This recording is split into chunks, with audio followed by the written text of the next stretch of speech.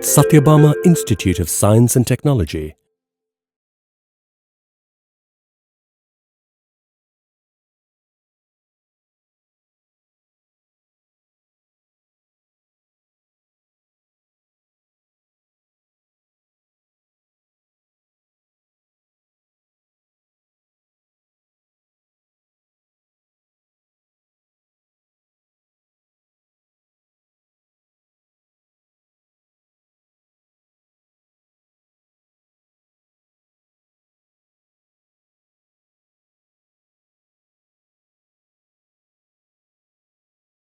Hello all, this is Dr. Priya Kumari, Assistant Professor, Sathyabama Institute of Science and Technology, deemed to be University, Sathyabama College of Physiotherapy. I welcome you all to this episode of Physio Beats.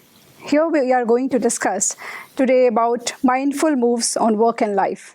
We all are very stressed these days, juggling between work life and personal life. So how to unload or de-stress ourselves?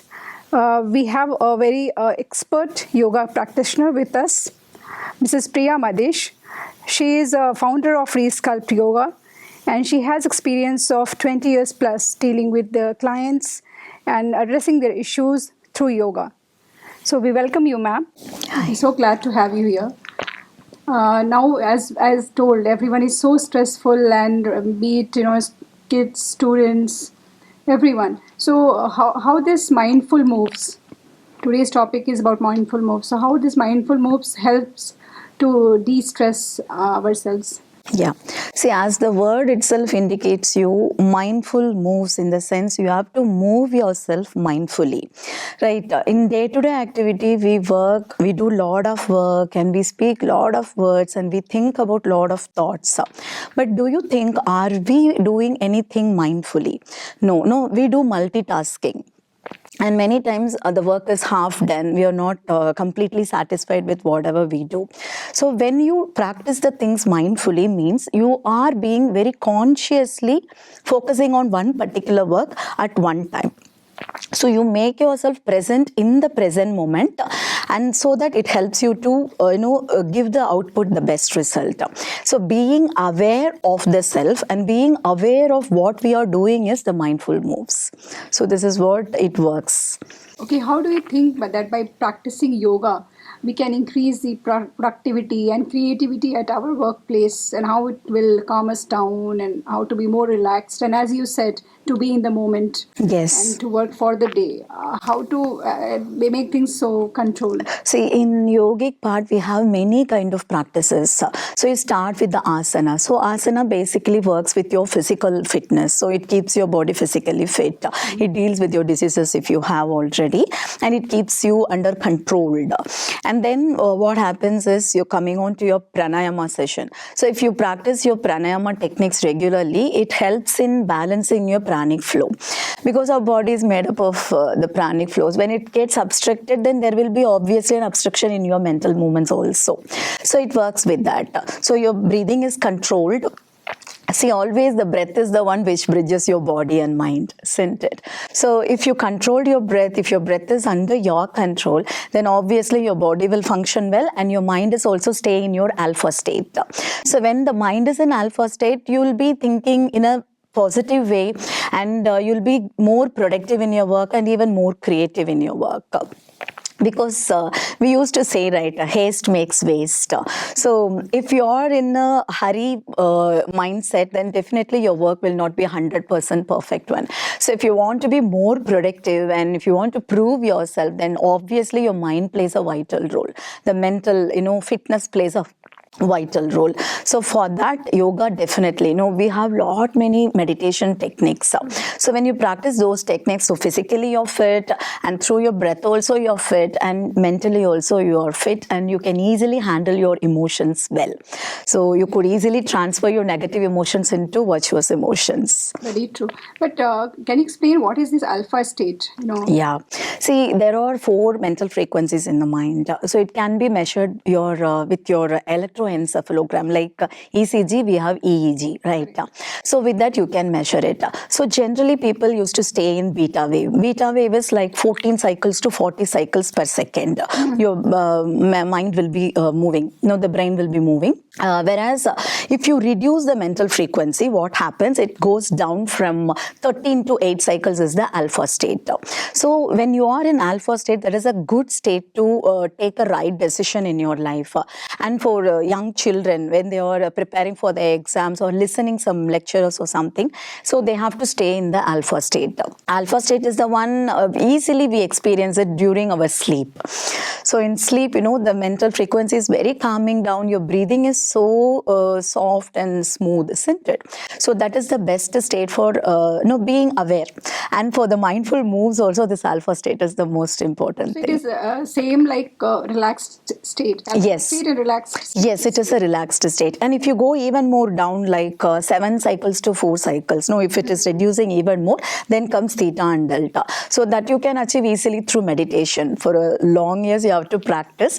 But alpha is very easily, it is possible. So for that, this mindfulness is most important. See, being aware, make yourself aware of what you're doing. That helps you a lot in staying in the alpha state.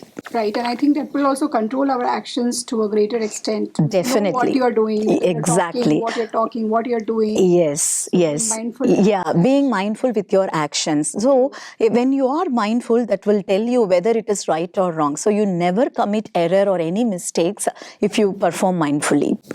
Okay. And before the word comes out, you have to be mindful.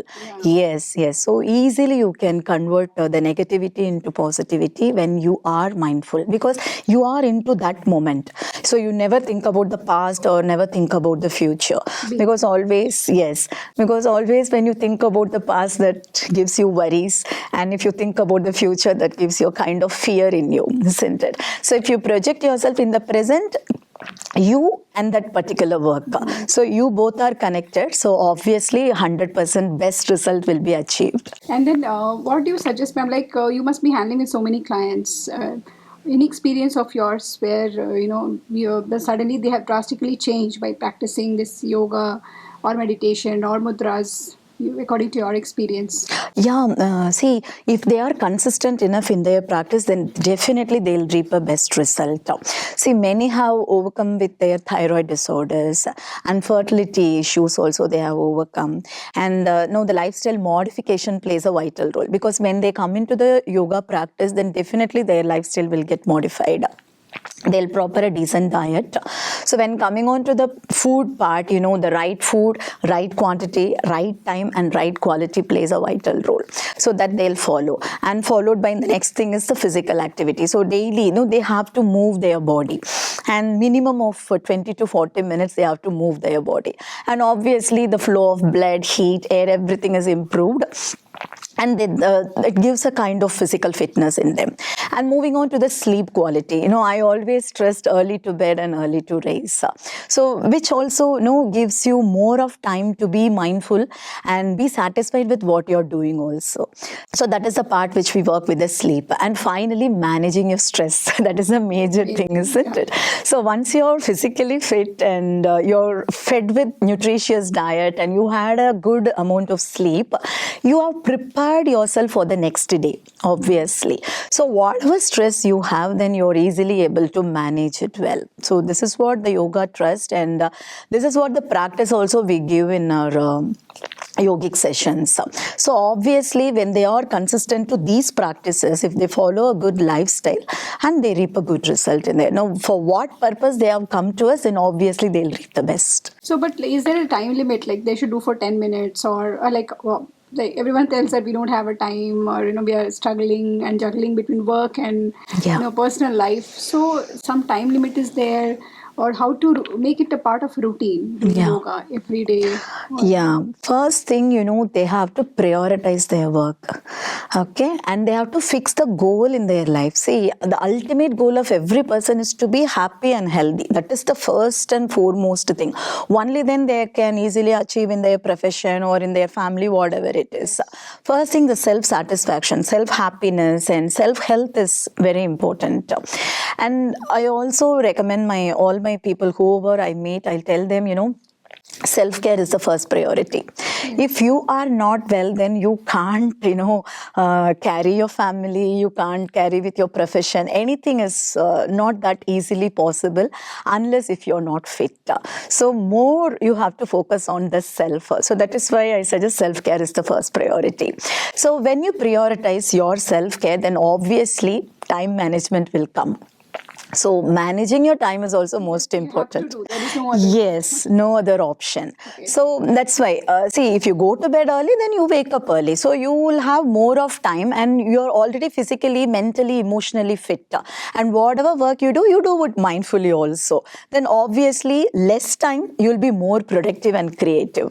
So is this the way you have to build the time? And you can't say that, I don't have time or I can't manage my personal life and professional life. One more thing is also important when it is coming to the professional life is, see, some people may not like what they are doing. That may not be their passion. So that will not drive them towards their, the work which they are doing. So that will also pull them down. Okay, I'm not far of this work. I don't like this work. So in that case, they have to think about, anyway, we are connected to the society. Whatever we get in our day-to-day life, it is from the society. So whatever we give back is like paying our dues back to the society. So it is kind of duty, we say. So you just keep that in the mind. So be thankful to the life, whatever you have, and fix your goal and work for it. Whatever may be your passion, you work for it. But at the same time, currently you are given with this work. So better you prepare yourself, create the Josh inward, no other option. See, you're the creator of your own destiny, as Swami Vivekananda says. So you have to create it. So this is what I am assigned with by the nature. So I have to give my 100%. Nature will definitely, drag you towards your passion. But till then, whatever is given to you, you have to. So you create the interest for whatever you're doing. So if you have that kind of mindset, then definitely time will be there. Thank you so much, ma'am, for so thoughtful words. One last question. Yes. What would be the take-home message for our listeners, for students especially, because we are interacting with them every day into this academic profession, and how they should channelize their energy, positive energy, focus more, concentrate more.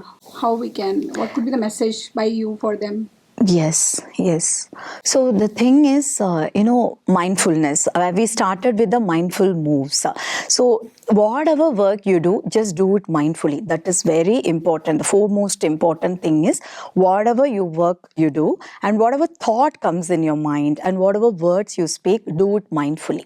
So first thing. And second thing is fix your goal. Whatever you are more passionate about, fix your goal and move towards it. Make yourself ready for it and prepare yourself for moving towards the goal.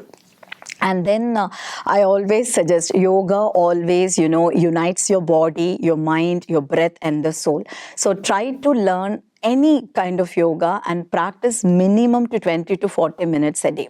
Because if there is no physical movement in your body and if they are not channelizing or tuning your body and mind and breath, then there will be a chaos in the system. So always, try to incorporate yourself with the yogic practice and be mindful in whatever work you do. So this is the message. That was so, informative. And definitely hereafter we'll try to incorporate our daily on a daily basis. So prioritization and pre-planning, because planned work is half done. So prioritize your work and plan the work and execute it. Thank you, ma'am. Yes. For this wonderful session. I hope all the viewers will benefit. As we have told, we have to be very mindful about our thoughts. We should stay focused. We should fix our goals and think before acting. So with this note, I thank you all. Stay fit, stay positive, and keep progressing. Thank you.